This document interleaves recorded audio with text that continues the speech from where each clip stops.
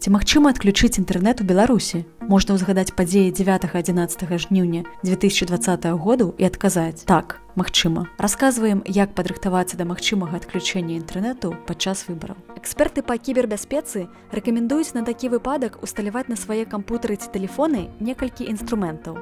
Прычым лепш не адну, а 2-3 праграмы, бо алгарытмы блакавання таксама могуць мяняцца. Заняцца гэтым лепш ужо цяпер, а не чакаць 26 студзеня, даты так званых прэзідэнцкіх выбараў. Варта спраўдзіць загадзя, як працуюць гэтыя праграмы. Вось інструменты, якімі можна скарыстацца: Сифон, Лантерн, Tor, Amnesia VPN, VPN Generator, Hotspot Shield, Telegram праз проксі. Напрыклад, Сифон – гэта бясплатная праграма, якую можна ўсталяваць на тэлефон ці кампутар. Яна дазваляе абыходзіць блакаванні і цэнзуру ў інтэрнэце.